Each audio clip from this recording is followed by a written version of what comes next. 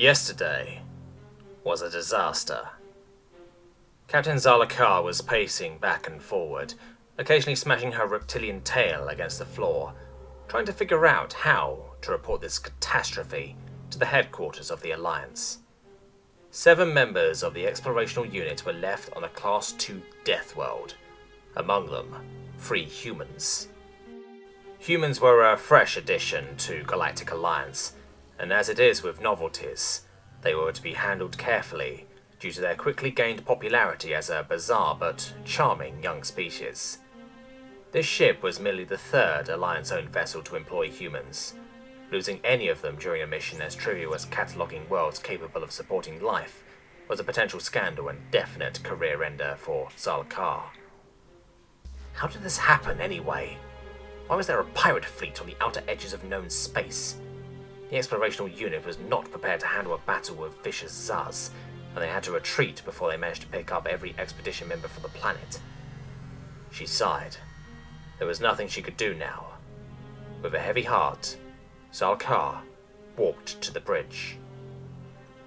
Only during an emergency meeting like this could one see how diverse was the crew of this ship. X7 hosted specimens of 27 species, which was still modest when compared to the GA, which consisted of over 300 of them. It would be impractical to adjust each ship to emulate the environment of each species in a capacity that would allow them to work and live comfortably. It was decided to crew explorational units with species with similar needs. The crew of X12, hosting mostly aquatic species, would look very unalike when compared to that of X7. With every set of eyes, ears, or whatever organs or appendages given species used to communicate faced towards Captain Zalakar. She explained the situation to her subordinates. Different modes of communication were not a problem given everyone possessed a personal translator capable of even translating units in real time. As expected, during the giving statement, each species whose kin was pronounced missing appeared gravely after hearing the news. The only crew not present were the Zeks. Being telepaths, they could be easily overwhelmed by the emotions of the other crew around them and would be informed separately. It was time to deliver the nail to the coffin, an expression Zalakar learned only recently and did not expect to think of so quickly. We are already moving away from them at 50% of the maximal speed of our FTL drive. Stopping right now would require at least 4 months. And even if that was a viable option, I couldn't put everyone else at risk by returning without military support. We're heading to the closest GA station for necessary repairs and reinforcements. I'm afraid that, given the ongoing war, we'll have to wait before a big enough fleet will be assembled. The FTL drive was somehow a new addition to the GA's technological achievements, being only 300 years old. Other than sparkling the conflicts that wouldn't be otherwise possible, it essentially pushed the Alliance into the Great Exploration era, which this ship was an example of. Before, contacts between species mostly consisted of long-range communication, or, for extremely motivated explorers, travelling in hibernation pods. Some of such travellers are still being retrieved. The fact that humans already possessed FTL drives upon their discovery was one of the reasons why they were accepted into the GA almost immediately. But, as it is with many new inventions, they are far from perfect.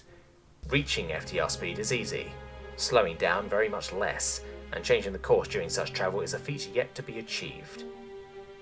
Finally, human engineer Stephen broke the silence with questions about what equipment the lost crew had and what was the environment on the planet. To Zalkar's surprise, all the humans visibly calmed down after hearing the answer, making her question the accuracy of her body language reading skills when it comes to humans. Other kin of the left-behind crew members, on the other hand, became even more startled, voicing ways in which this planet's weather or native life could harm them, except for the Vigs, who just froze. "She'll boil alive," was sentence that finally one of the Vigs, and also the mate of a missing member, spoke. Everyone except the humans immediately fell silent. No longer looking grave, 2 of the human engineers were arguing about something in hushed voices until Stephen finally stood up and spoke. "Captain, we may have a way to help the Vig, and other guys who won't handle this planet well." Before Zalkar and the rest of the crew could recover from shock, other human interjected while covering his face with hands. "You're sure this is a good idea? Remember an opening line of the report from this maneuver?" "So what? We're supposed to do nothing?" Captain Zalkar finally demanded. "Engineer Stephen, what is your suggestion?"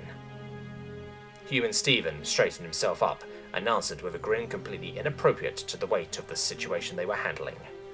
"The Prometheus maneuver." Later in the technical room, alongside Stephen, the head engineers and a few lieutenants, Captain Zalkar was speechlessly watching a video report of the procedure mentioned before. During the early years of space exploration, a human ship, Prometheus, accidentally left behind a shuttle with a crew member in it. Their FTL, being an even older and cruder version of the GA's, couldn't reach the speed they could today, so they only needed 10 days to slow down enough to turn around. Sadly, the shuttle human was equipped with barely 6 days worth of oxygen. Their solution was strapping an additional FTL engine onto another shuttle filled with oxygen and supplies.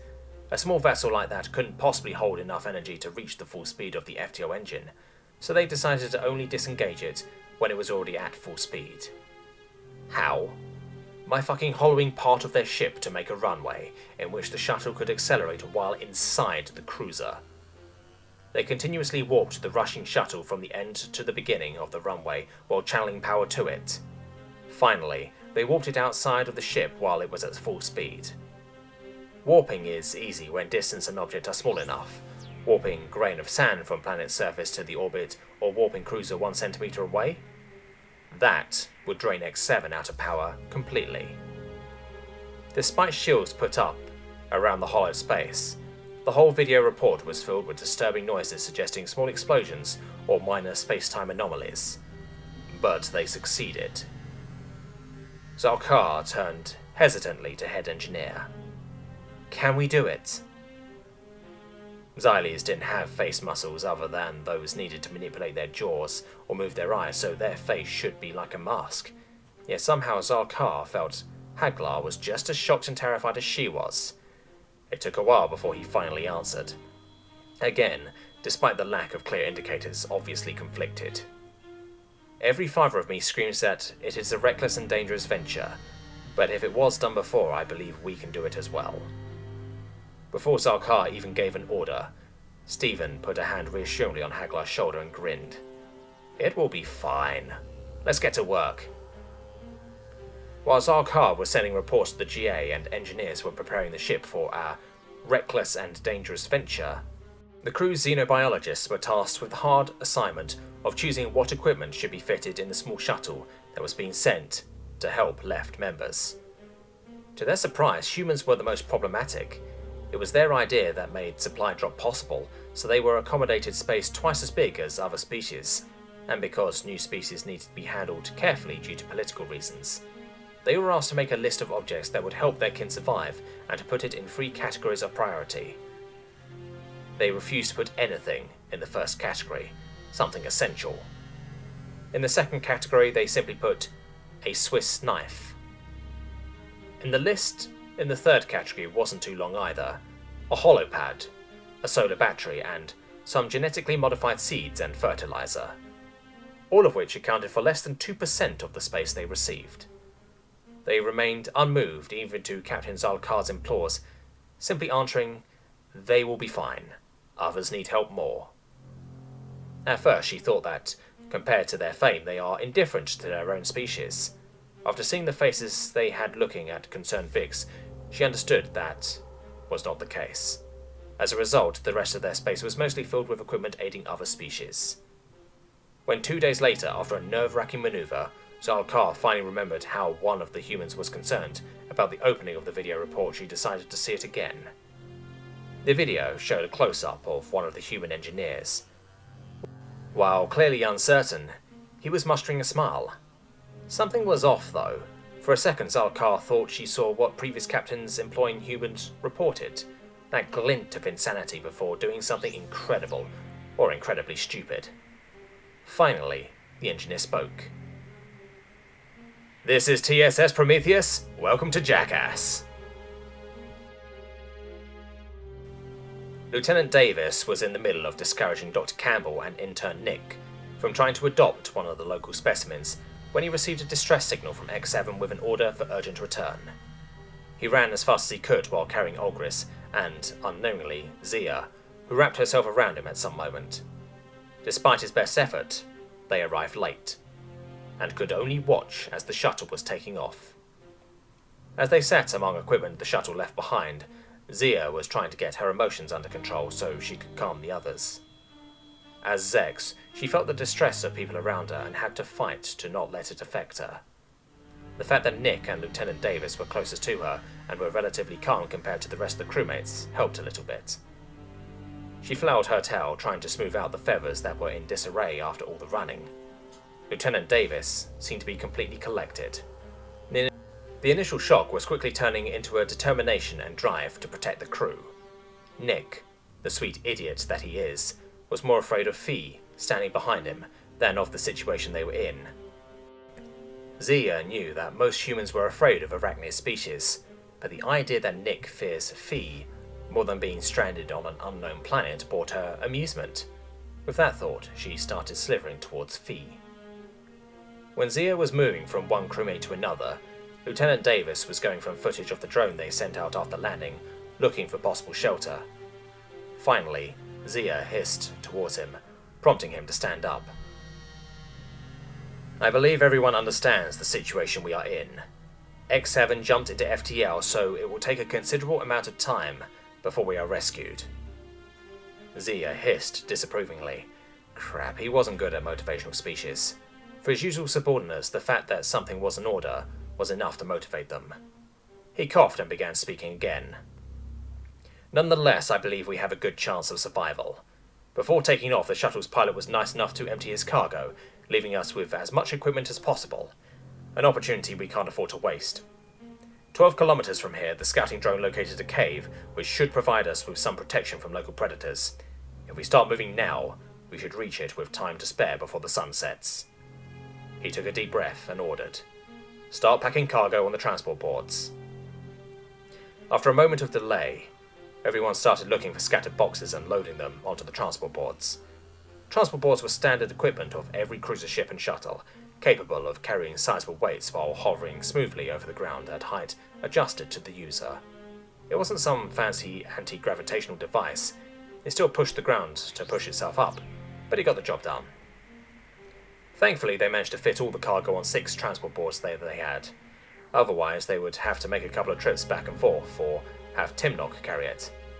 Timnock was the last of the crewmates to arrive at the site.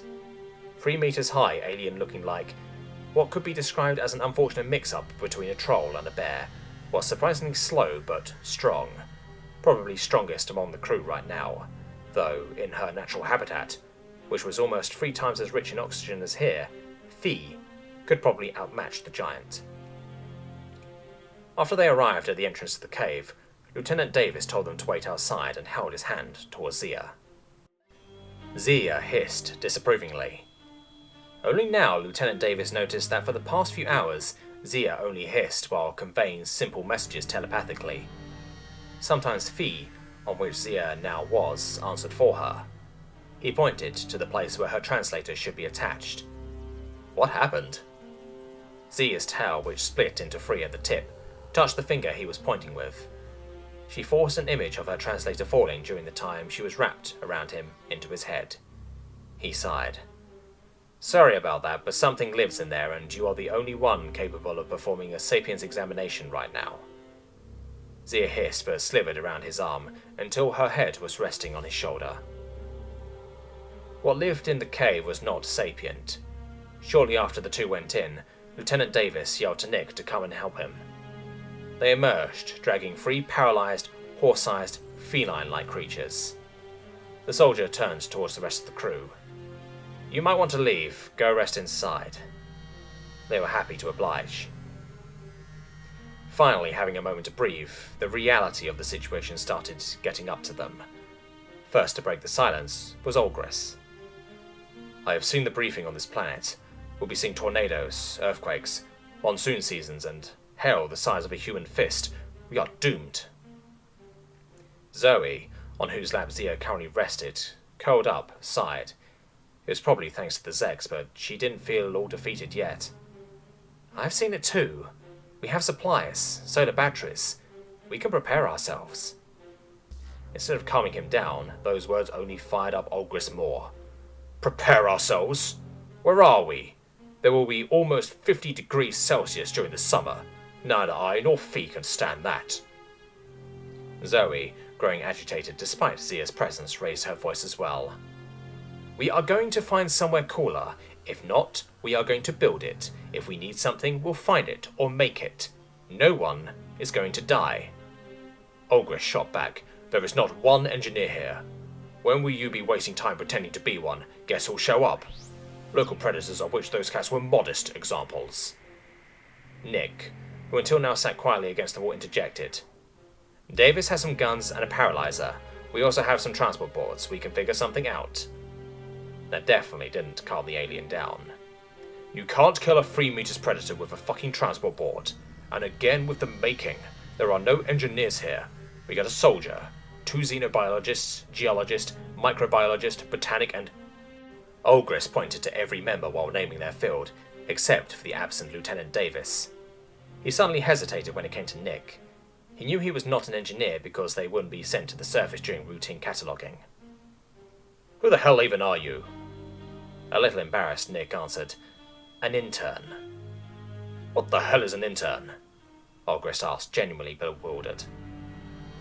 Internships were a rather rare occurrence in the GA, and basically unheard of when it came to crews of explorational vessels.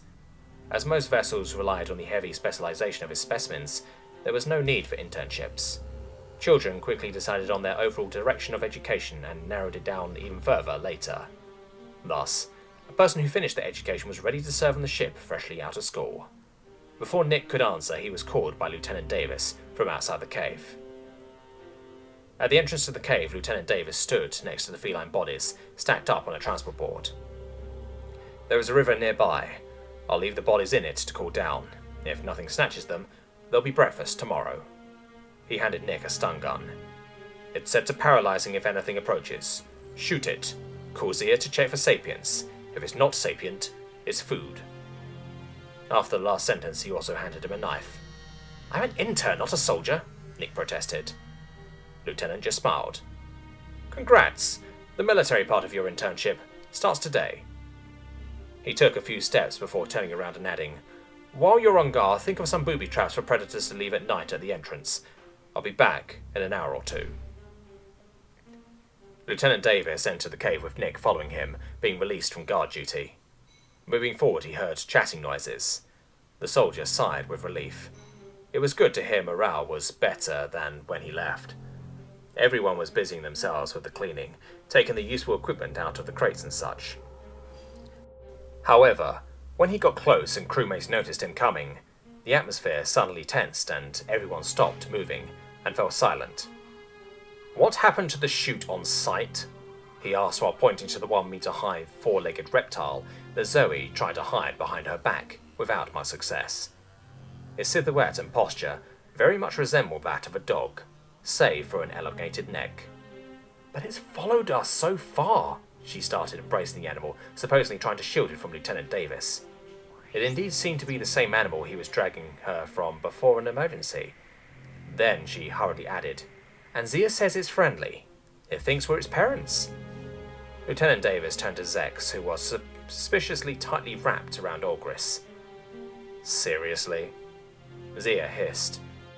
And everyone is okay with that? He asked, and looked around, stopping on the Zex and the Crawl Crux, given that new pet was almost as big as Olgris, not to mention Zia. Zia immediately hissed, approvingly. Olgris, who spent the last 20 minutes watching Zoe try to teach the animal to bark, hoping that it would, quote, melt Davis, gave in and nodded. Lieutenant Davis sighed. Whatever boosts morale. He turned to Nick. You've made the trap? Apparently proud of himself, Nick confirmed. Yup, I was waiting for you to come back before setting it up. He grabbed some bags and ran to the entrance to place the trap. Having some time before the setting sun and in better moods, everyone started chatting, trying to get to know each other. Working in different fields, they mostly knew each other only by sight and hardly ever spoke before. Zoe and Zia were the exceptions. Both were xenobiologists and were friends for some time already. That's why when their new pet fell asleep on Zoe's lap, Zia just moved higher, pretending to be Zoe's fancy scarf. At some moment, Olgris suddenly remembered a question he was meaning to ask before. "Nick, what is an intern?" Though before Nick could answer, Lieutenant Davis interrupted.